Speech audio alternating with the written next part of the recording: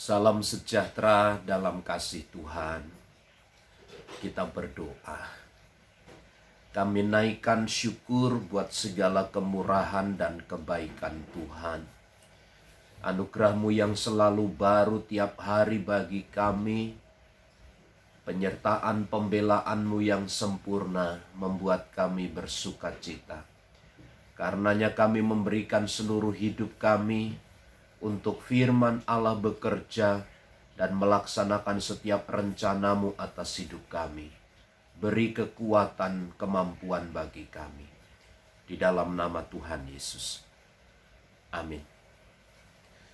Mazmur 109 ayat 26 dan 27.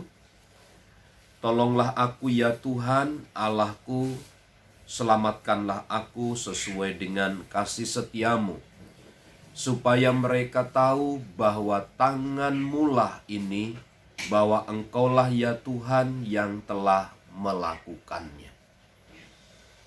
Saudaraku yang terkasih di dalam Tuhan, harapan penyelesaian satu-satunya itu harus dilayangkan, disampaikan kepada Allah, yang adalah merupakan satu-satunya penopang di dalam kehidupan kita.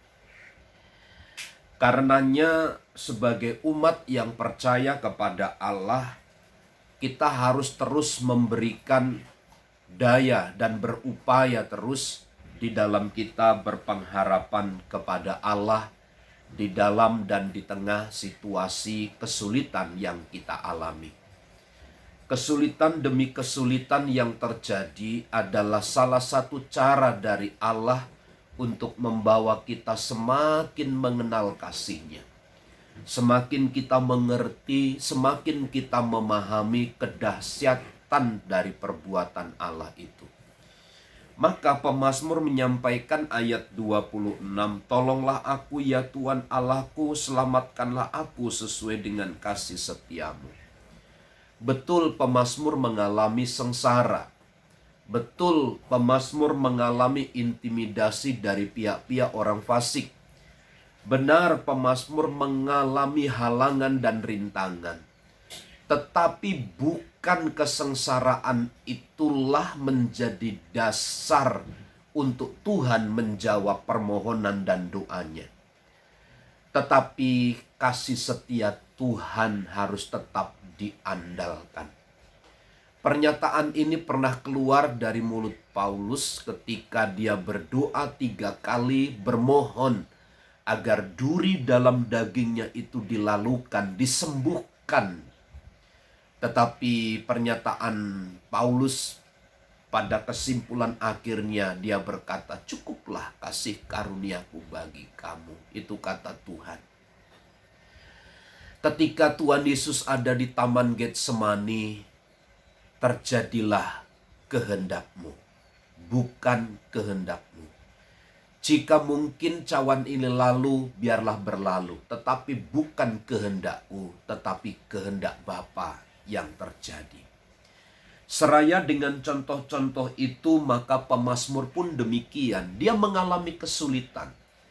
Tetapi dasar dia berharap bukan karena dia mengalami kesengsaraan itu, tetapi karena kasih setia Tuhan. Penyelamatan datang dari Allah, pertolongan itu datang dari Allah, bukan berdasarkan apa yang kita alami, tetapi berdasarkan kasih setia Tuhan.